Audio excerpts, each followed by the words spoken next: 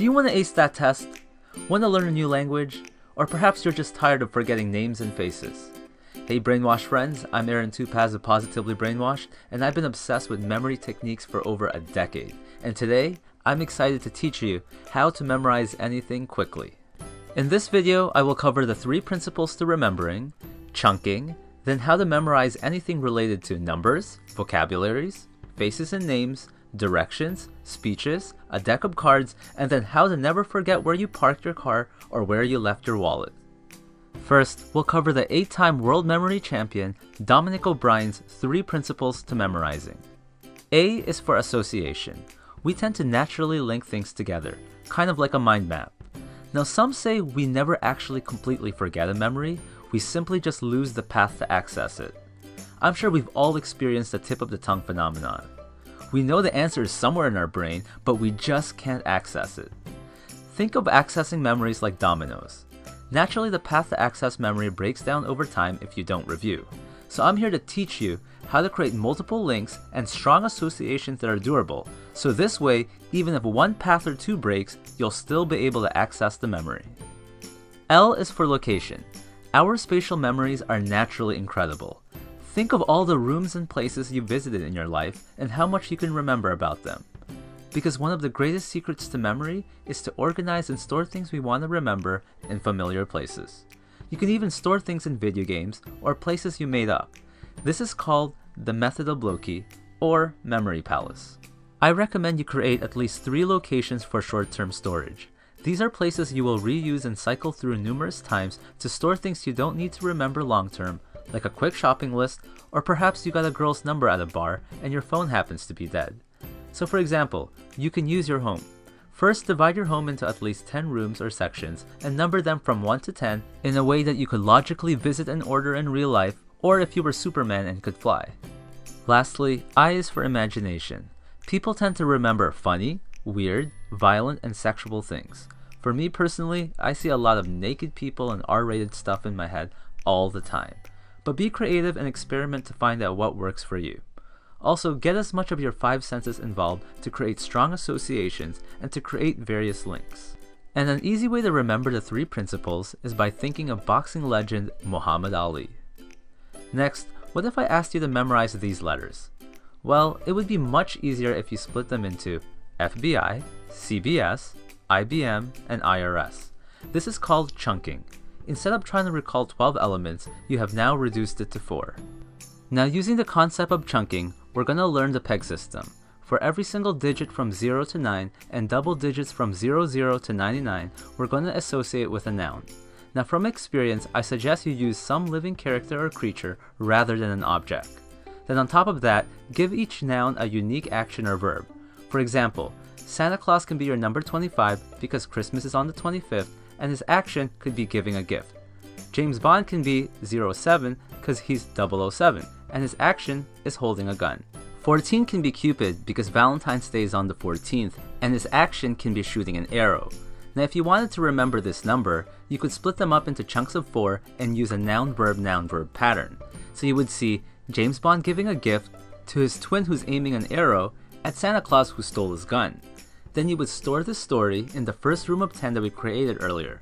And if there are more numbers to memorize, you could store the next 12 in the second room and so on. This technique is what allowed me to memorize the first 3,000 digits of pi forwards and backwards once upon a time. You can use this to memorize anything from credit cards to the periodic table. And if you want to memorize hundreds of birthdays like me, you can create 12 rooms, 1 for each month. So if you wanted to remember that Donald Trump's birthday is June 14th, you would picture him in your 6th room somewhere, holding Cupid's arrow. Now it might take several days or more to complete your peg list and memorize it, but think of it as a one-time investment.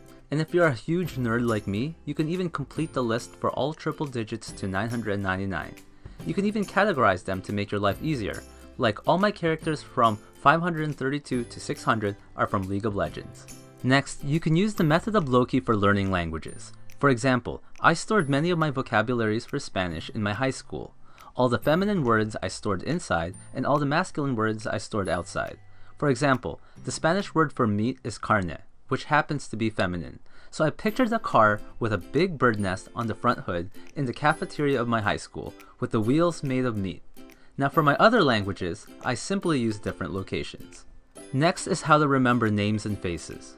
For names, the easiest way is to associate that person with someone you already know with the same name.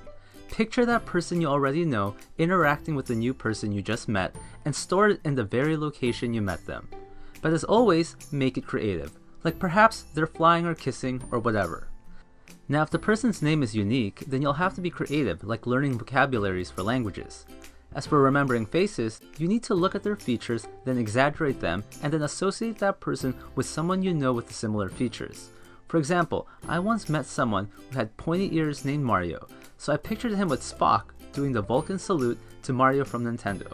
And remember, if you meet too many people in the same location and it's getting crowded, or if there's something you stored in your short-term palaces you want to keep, you can always copy and paste the pictures to a different location.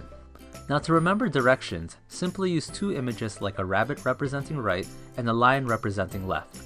So if you had to remember the directions, turn right at the gas station, left at the stop sign, and then another left at Queen Street, you can picture in your first room, a rabbit hopping around a small gas pump station, then a lion jumping over a stop sign at your second, and then a lion about to attack a queen. These images can also be used as crumb trails or markers, like when you're exploring a new place and want to make sure you can find your way back. Now they say public speaking is the #1 fear. Well, fear no more. The method of Loki can be used to easily remind you what to say next, almost like cue cards. Like before, simply pick a location you're familiar with, like a park you've walked through many times, and then place as many pictures as necessary along the way to remind you what to say next. Now to remember a deck of 52 cards, it's pretty simple once you've completed your 0 to 99 list. You can simply use your first 40 numbers with every 10 representing a different suit. Then you just need to associate a character for the remaining 12 face cards. Perhaps your 4 best guy friends as the kings, 4 women who you think are hot as the queens, and 4 guys you hate as the jacks.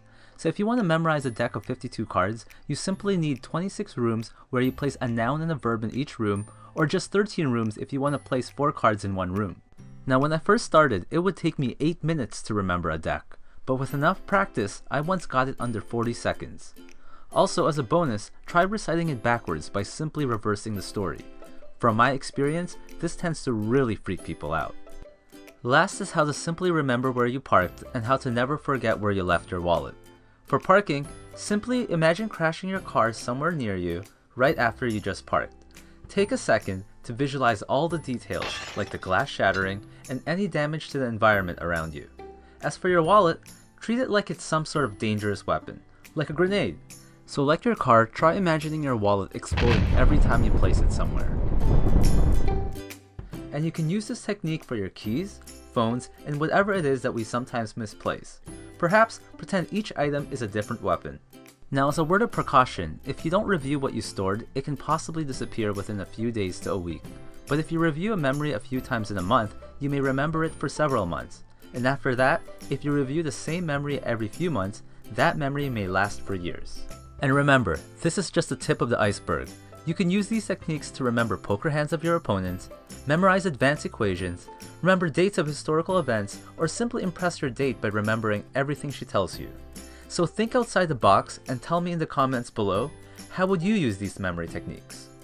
Thanks for watching. If you like this video, then choose one of the following. You can either A, subscribe and like, B, listen to the share bear over there and show that you care, C, watch my latest video, or D, hope I drown.